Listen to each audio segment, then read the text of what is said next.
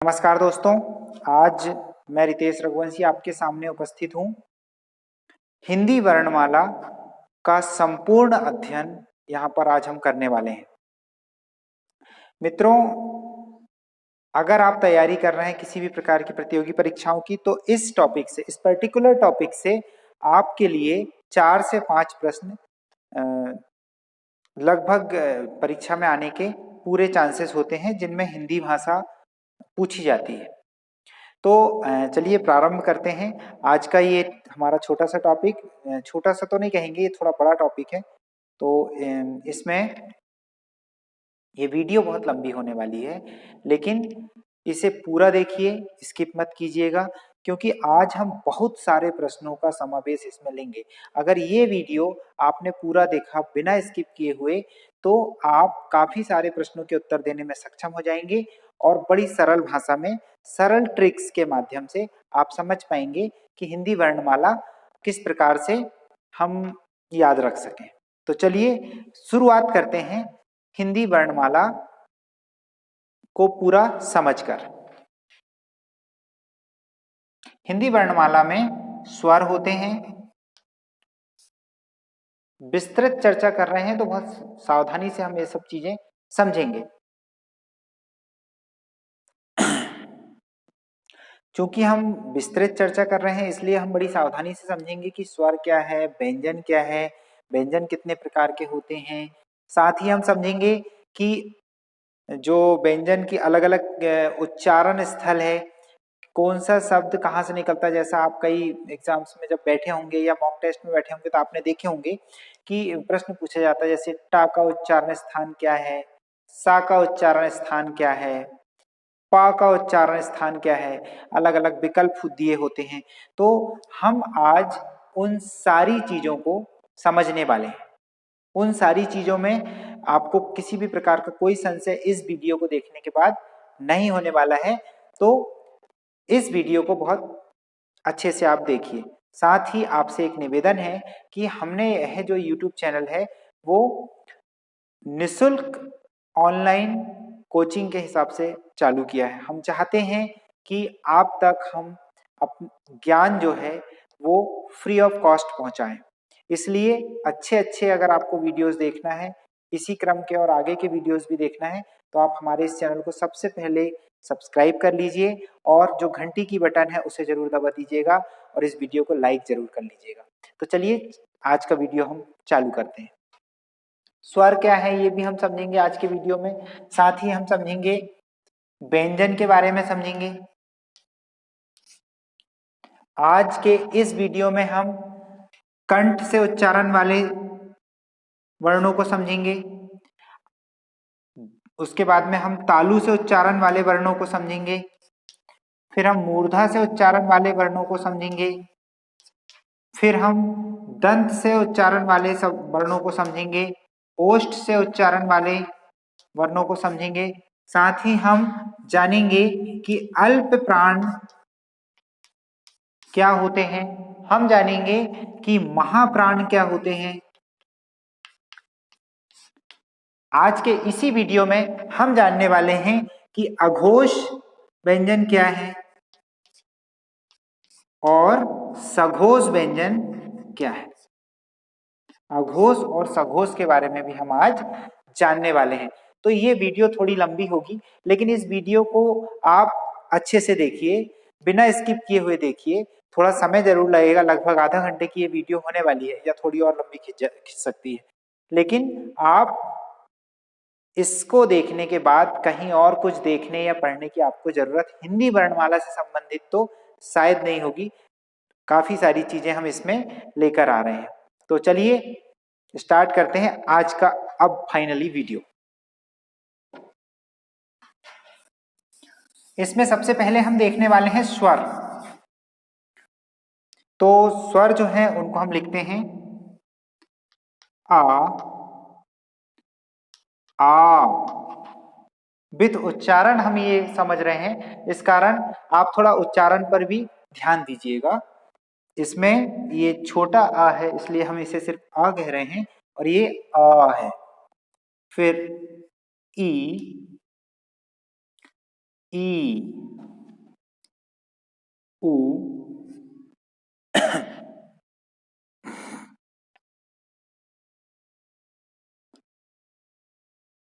ऊ, ऋषि, ए, आए, ओ, औ। इस प्रकार टोटल जो स्वर हैं उनकी संख्या हो जाती है 1, 2, 3, 4, 5, 6, 7, 8, 9, 10 और ये 11। इस प्रकार 11 हैं स्वर, मतलब स्वरों की संख्या कितनी हो गई है? 11 हो गई है। आपको इतना ध्यान रखना है। फिर हम आते हैं अयोग वाह पे। स्वर के बाद हम समझेंगे अयोग वाह। अयोग वाह के अंतर्गत दो वर्ण आते हैं, एक होता है अनुस्वार अम और दूसरा होता है विसर्ग आह। तो अभी तक आपने देखा हम स्वर समझ रहे थे। स्वर में हमने देखा अ, आ, ई, उ, ऊ, ऋषि, ए, ऐ, ओ, औ। इसके बाद अयोग वाह में हमने देखा कि अयोग वाह के अंतर्गत आता है अम और आहा। अब हम चर्चा करेंगे व्यंजनों की। अभी तक कुछ भ्रांतियां आपके मन में रही होंगी पहले कि अम और आहा भी स्वर है, लेकिन आज से इस भ्रांति को आप अपने मन से निकाल दीजिए। अम और आहा स्वर नहीं है। अम और आहा को हम कहते हैं अयोगवाह, अम को कहते हैं अनुस्वार और आहा को कहते हैं विसर्ग। जो लास्ट में दो बिंदु लगती है ना किसी भी शब्द के लास्ट में इस टाइप से, वो विसर्ग। और जो ऊपर अम की बिंदी लगती है वो है अम, यानी अम अंगूर का। ठीक, तो चलिए इसके बाद हम बात करते हैं व्यंजनों की।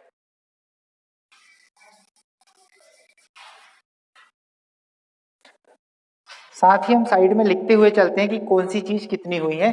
हमने यहां पर लिख दिए हैं स्वर बराबर 11, अयोग वाह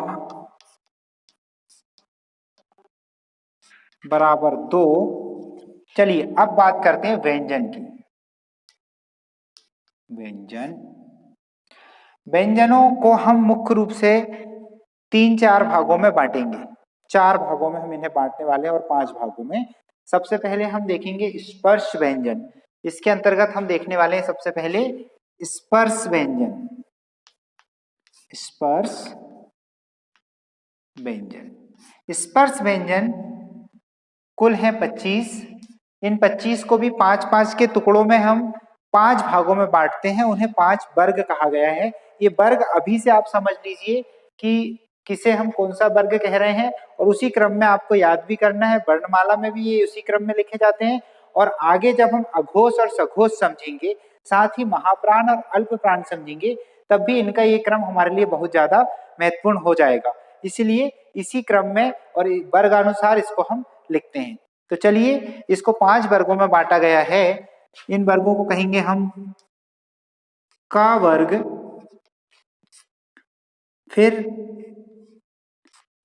चा वर्ग, फिर टा वर्ग, फिर ता वर्ग और अंत में पा वर्ग। तो इस प्रकार हमने इनको 5 वर्गों में बांटा है। अब देखिए का वर्ग, चा वर्ग, टा वर्ग, ता वर्ग और पा वर्ग में क्या क्या आता है। का वर्ग के अंतर्गत आता है क, खा, ग, घ और इंगा। ये इंगा में साइड में बिंदु लगी है, डमरू बना के साइड में बिंदु लगाते हुए इंगा है। चलिए अब चा वर्ग। चा में चा, छ, जा, झा और इया।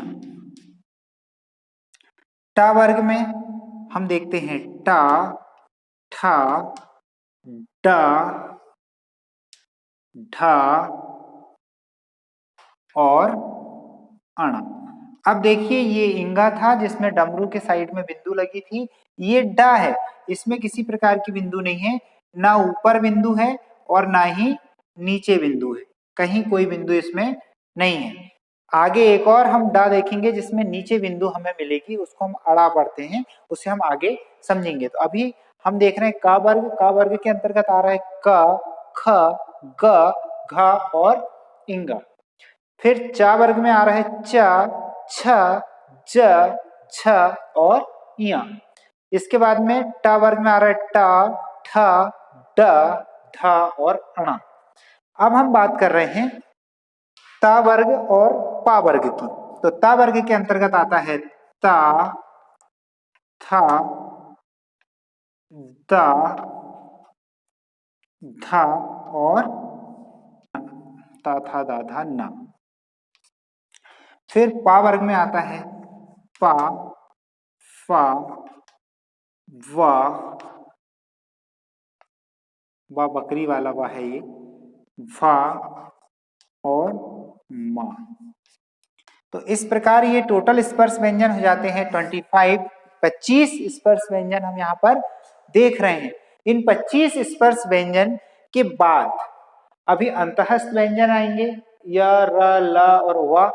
इसके बाद में ऊष्म व्यंजन आएंगे, स, श और सा, साथ में हा हलवाई का हा।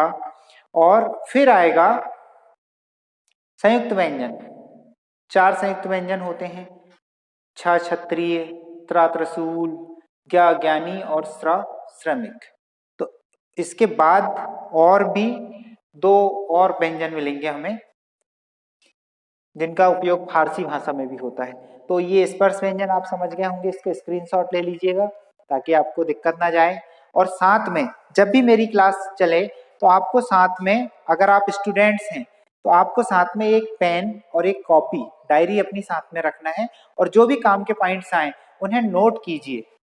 देखिए, सब इंस्पेक्टर भर्ती परीक्षा, मध्य प्रदेश लोक सेवा आयोग, एसएससी, संविदा शिक्षक भर्ती परीक्षा जो शिक्षक पात्रता परीक्षा होने लगी है आजकल, उसमें पुलिस आरक्षक भर्ती परीक्षा, साथ में कृषि विस्तार अधिकारी परीक्षा, इन सब में ये बहुत काम की चीजें हैं।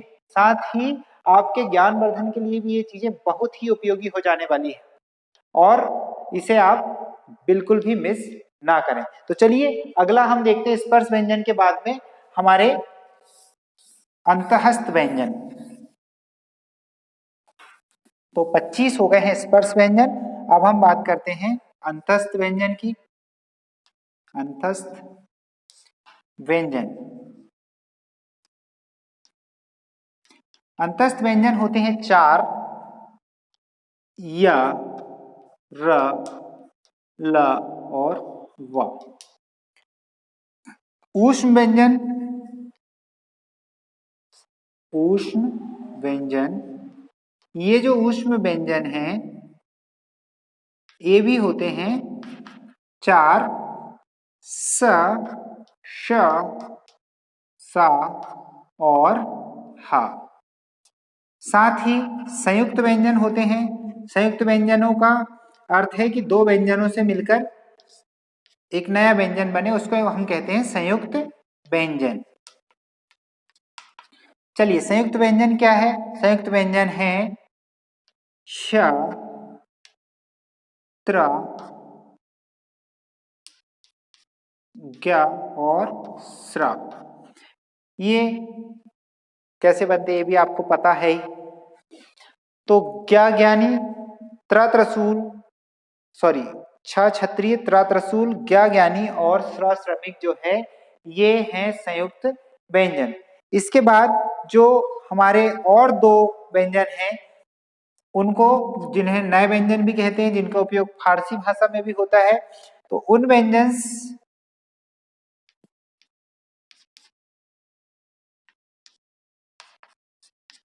ये जो डा हम पहले पढ़े थे, ये एक डा आएगा, उसमें पहले हमने इंगा में साइड में बिंदु पर लगाए थे, फिर डा में कोई बिंदु नहीं लगाए थे। अब हम बिंदु को नीचे लगाएंगे तो ये सड़क वाला, जैसे हम सड़क लिखते हैं, ये सड़क, तो ये वाला इसका उपयोग होता है। देखिए आप, सड़क में नीचे हम ये लिखते हैं, तो ये हो गया अड़ा। और एक होता पढ़ाई वाला अढ़ा, उसमें भी हम नीचे बिंदु लगाते हैं। पढ़ा लिखा पढ़ा वाला जो आता है ना, उसमें भी हम ये इस अढ़ा का उपयोग करते हैं। वो ढा होता है बिना बिंदु का और ये अढ़ा होता है। तो इस प्रकार ये व्यंजन हो गए।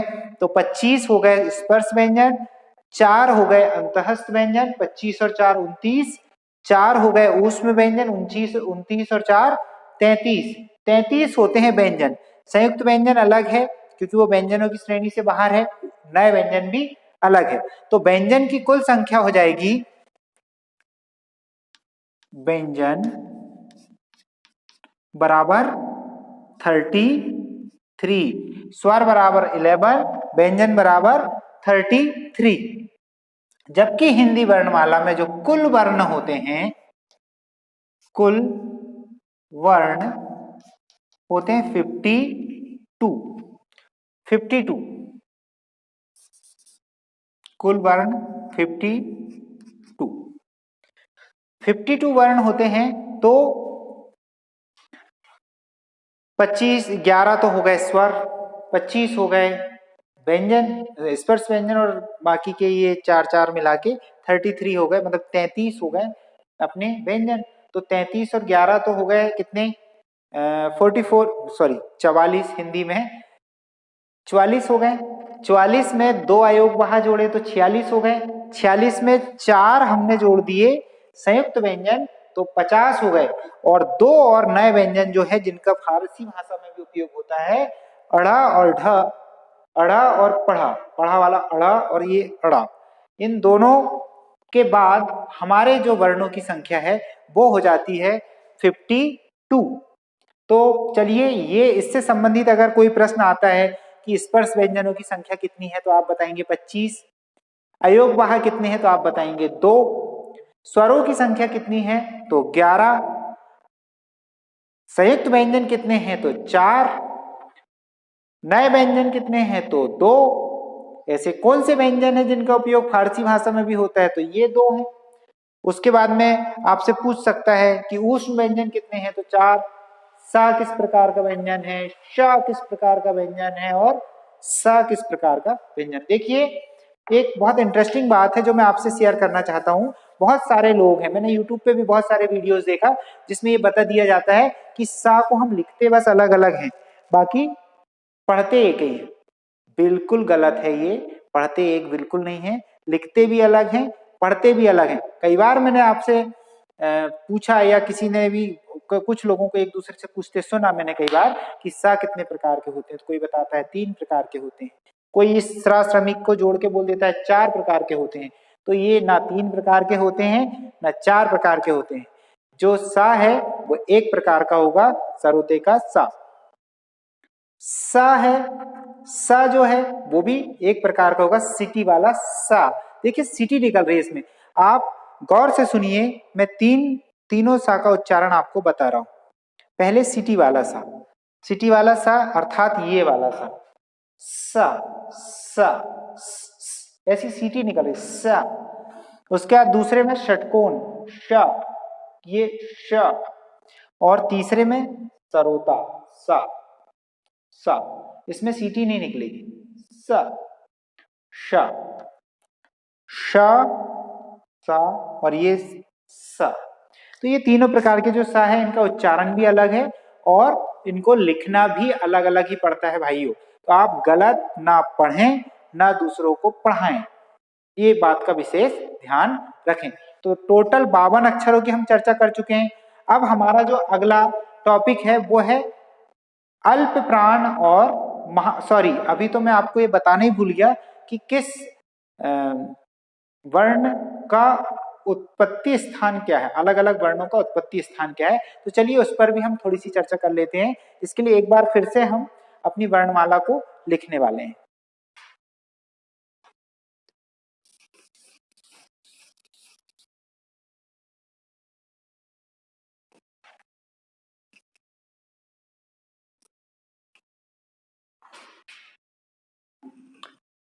सबसे पहले स्वर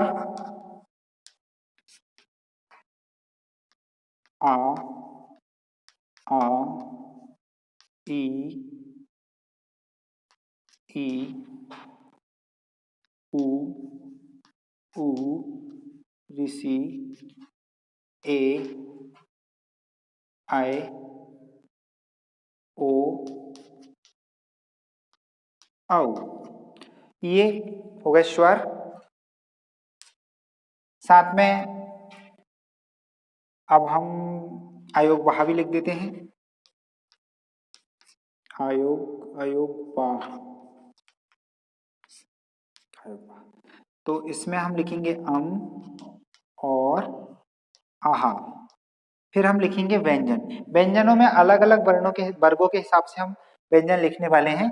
तो हम लिखते हैं सबसे पहले स्पर्श व्यंजन। स्पर्श व्यंजन, स्पर्श व्यंजन में हम लिख रहे हैं का वर्ग। मैं पूरा नहीं लिख रहा हूं अभी, क्योंकि आप का वर्ग समझ चुके हैं। इसके आप वीडियो पीछे जाके भी देख सकते हैं। का वर्ग के बाद में चा वर्ग, फिर टा वर्ग, फिर ता वर्ग और फिर पा वर्ग। इसको आप ये वर्ग अगर आपको याद नहीं हो रहे हैं तो इसको आप सरलता से कचट तक याद रख सकते हैं। ये इसका एक कोड बना देते हैं, क च ट, कचट और तप। क च ट, का वर्ग, चा वर्ग, टा वर्ग, ता वर्ग और पा वर्ग। ये अलग अलग आप इसके थ्रू याद रख सकते हैं। तो देखिए सबसे शुरू में हम बात करते हैं कंठ की, कि कंठ से किस किस का उच्चारण होता है।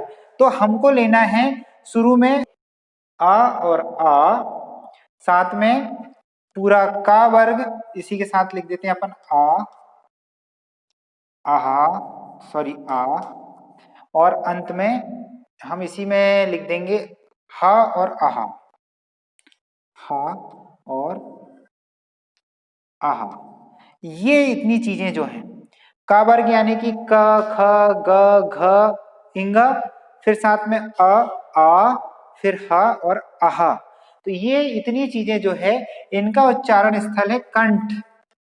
क्या है? कंठ है। इन्हें हम कंठव्य भी कहते हैं इसी कारण। तो कंठ से क्या होगा? का वर्ग, आ, हा और आहा। साथ में जो चा वर्ग है, चा वर्ग का उच्चारण स्थल क्या है ये हम जानेंगे। तो चा वर्ग का जो उच्चारण स्थल है वो है तालु। तालु का मतलब होता है जो हमारी गले के आगे का जो भाग है ऊपर वाला, उसको हम तालु कहते हैं। ये जीभ के ऊपर जो भाग है गले से बिल्कुल सटा हुआ आगे में, उसे हम तालु कहेंगे। तो आप खुद महसूस कर सकते हैं। आप चा बोलिए, आपकी जीभ जहां जाके टकराएगी वही तालु है। च, छ, ज, छ, ये जो है तालु आएगा। तो चा वर्ग धन, आप इसके साथ ले लीजिए दोनों ई, छोटी ई और बड़ी वाली ई, और इसके साथ ले लीजिए या, और आप ले लीजिए सिटी वाला सा। ये जो इतनी चीजें हैं इनका उच्चारण स्थल है तालु। इसीलिए इन सभी वर्णों को तालव्य भी हम कहते हैं, तालव्य। इसके बाद बात करते हैं कि टा वर्ग का उच्चारण स्थल क्या है। टा वर्ग का उच्चारण स्थल होता है मूर्धा। साथ ही इसमें हम जोड़ सकते हैं ऋषि, हम इसमें जोड़ सकते हैं टा, रा और शा। टा मतलब टा वर्ग तो आ ही गया, तो टा लिखने की जरूरत नहीं है, ऋषि लिखना है। साथ ही हम इसमें लिखेंगे रा, रस्सी का रा, और श, षटकोण वाला सा। तो ये है टा वर्ग और ऋषि, रा और शा। टा वर्ग में आएगा टा, ठा, डा, ढा और टा, ठा, डा, ढा, अणा। ये चीजें, और ये आएगा मूर्धा के अंतर्गत। किसके अंतर्गत आएगा? मूर्धा के अंतर्गत आएगा। इसीलिए इन्हें हम मूर्धन्य भी कहते हैं। इन वर्णों को हम मूर्धन्य वर्ण कहते हैं, क्योंकि टा, ठा, डा, ढा, अणा, उसके साथ में र और श और ऋषि, ये सारी चीजें कहाँ में आएगी? मूर्धा से निकलती है। आप खुद बोल के देखिए टा, ठा, ये दांत और तालु के बीच का जो भाग ट, ठ, ड, ढ, अड़ा, कृषि, र, श, ये जो है श, स मूर्धा से टकरा के आ रही ना श की ध्वनि भी, तो ये सब है मूर्धन्य। मूर्धा मतलब मूर्धन्य, ये मूर्धा से निकलते हैं इसलिए इन्हें मूर्धन्य भी कहते हैं। अब बात करते हैं हम दंत, दांत से निकलने वाले। तो ता वर्ग पूरा, आप खुद द बोल के देखिए तो आपकी जीभ जाके दांतों में टकराएगी। द, आप ता से प्रारंभ कीजिए, ता, था, दा, ये जीभ आके ये सामने के दांतों में टकरा रही है अंदर साइड। त, थ, द, ध और न, ये सब बोलने में हमारी जीभ जो है दांतों से टकरा रही है। साथ ही जब हम ला बोलते हैं, ला, तो भी दांतों से टकराती है। हम सरोते वाला सा बोलते हैं तो भी हमारी जीभ दांतों से टकराती है। तो इस प्रकार और पूरा तावर्ग, तो हम इसमें लिख लीजिए ला और सरोते वाला शा। इतने वर्ग जो हैं, इतने जो वर्ण हैं, ये इनकी उत्पत्ति स्थल है दांत, या हम इनको कहेंगे दंत, और इन वर्णों को हम कहते हैं दंतव्य, क्योंकि इनका उच्चारण स्थल है दांत। इसके बाद आता है पा वर्ग। बहुत गौर से समझिए इस चीज को, इन चीजों से डरने की जरूरत नहीं है, ये बहुत सरल चीजें हैं। एक सिस्टमेटिक वे में अगर आप पढ़ेंगे तो आप बिल्कुल नहीं भूलने वाले हैं, इनको कभी नहीं भूलने वाले हैं। और मैं तो भूला ही नहीं हूं, एक बार पढ़ा मैंने, उसके बाद से मैं कभी नहीं भूला हूं इसको, क्योंकि आप इसको प्रैक्टिकली पढ़ रहे हैं। बड़ी साइंटिफिक लैंग्वेज है हमारी हिंदी, और इसको समझने का तरीका भी साइंटिफिक है। आप बोलेंगे, आपके जिस भाग से टकराया वो ही उसका उच्चारण स्थल हो गया, बस आपका उच्चारण शुद्ध होना चाहिए। तो इसके बाद पा वर्ग आएगा, तो पा वर्ग के साथ में हम छोटा ऊ और बड़ा ऊ को भी जोड़ देते हैं। ऊ, बड़ा ऊ और पूरा पा वर्ग, जब ये मिलते हैं तो इनकी उत्पत्ति होती है ओठ से, तो हम कह सकते हैं इनको ओष्ठ्य, ओष्ठ्य होता है। तो जिन वर्णों की उत्पत्ति ओठ से होती है उनमें पा वर्ग, ऊ और बड़ा ऊ, ये वर्ण जो हैं वो आते हैं। आप खुद बोलकर देखिए, ओठ से टकराकर ही आवाज निकलेगी, बिना ओठ के आप पा नहीं बोल पाएंगे कभी। पा, फा, आप देखिए सिर्फ ओठ काम कर रहा है, बाकी चीजों की जरूरत नहीं है। पा, फा, ब, भ, म, ना आपके दांत से टकरा रही है जीभ, ना आपके तालू से टकरा रही है, ना मूर्धा से टकरा रही है, बस हवा है जो ओठ से टकराकर निकल रही है। साथ ही ऊ, दोनों में ओठ ही काम कर रहे हैं, तो ये हो जाएंगे ओट्स, ओष्ठ। तो ये उच्चारण स्थल हमने देखा। साथ ही इसके अलावा भी बहुत सारी चीजें हैं, अलग अलग जगह से उच्चारण होता है। जैसे कुछ ऐसे वर्ण हैं, मैं इसको मिटा रहा हूं अभी, आप चाहे तो स्क्रीनशॉट ले लीजिए।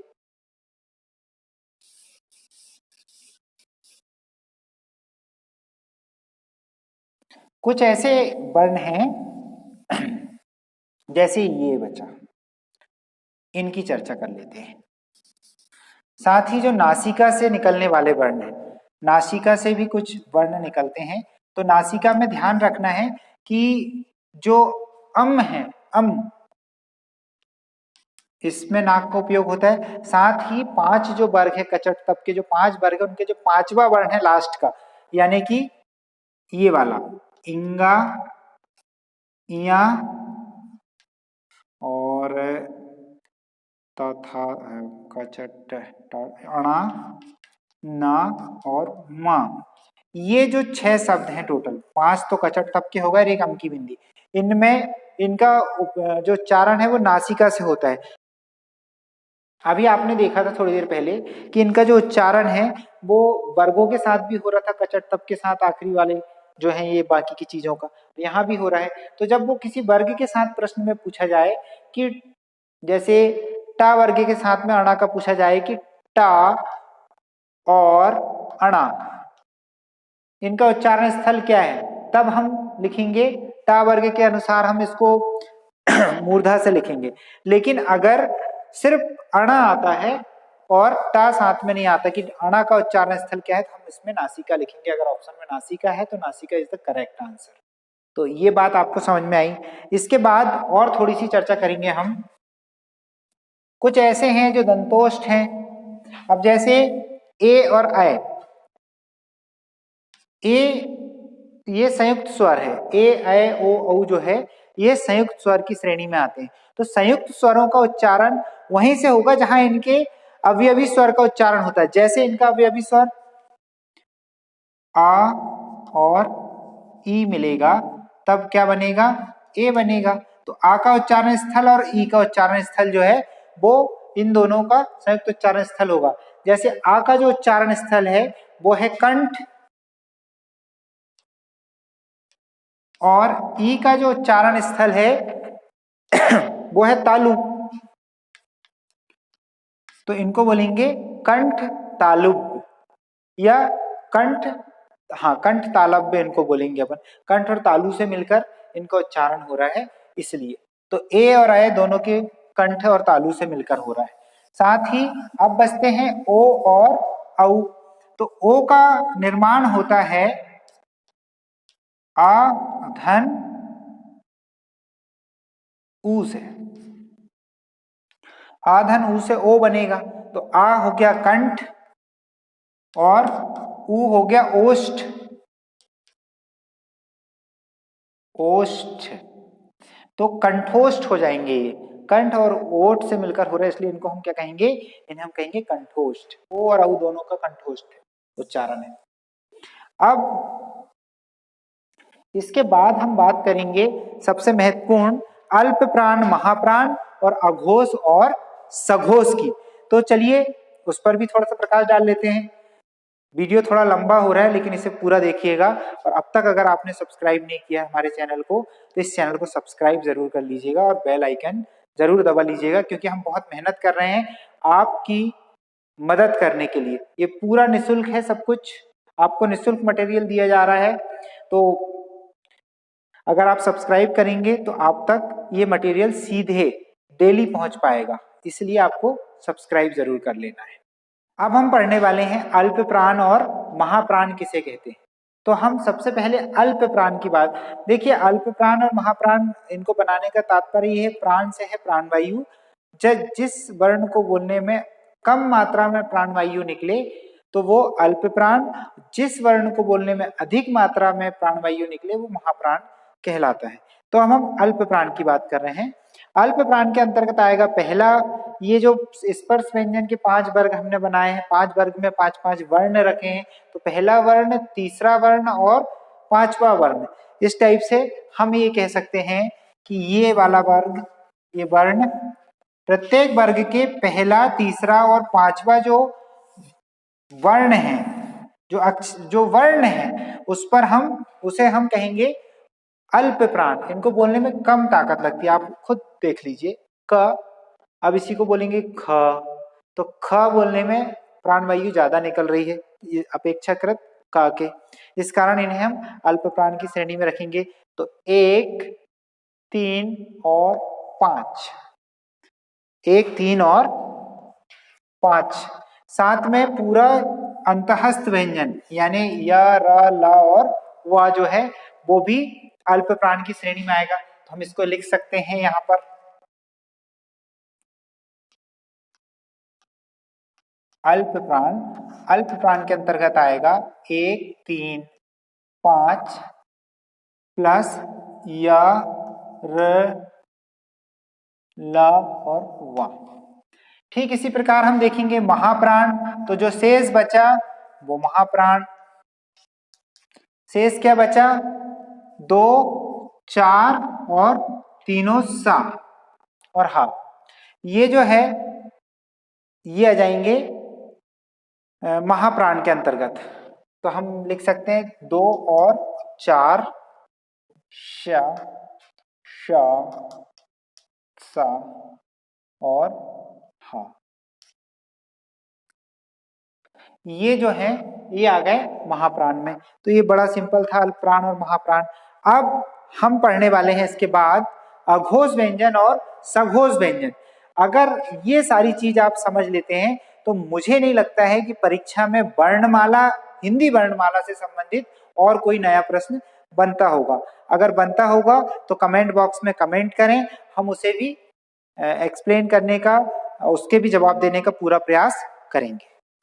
तो इसे हम मिटाते हैं और अब आते हैं अघोष और सघोष की तरफ।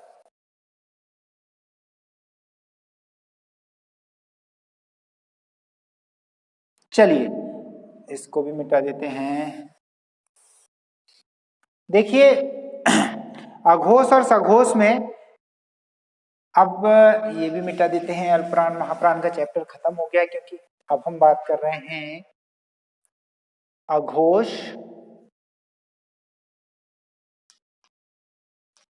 और सघोष। इसका भी उच्चारण से संबंधित ही है कि जिसको बोलने में कम ताकत लगे और जिसको बोलने में ज्यादा ताकत लगे, उस हिसाब से है। तो अघोष के अंतर्गत आएगा ये पहला और दूसरा वर्ण।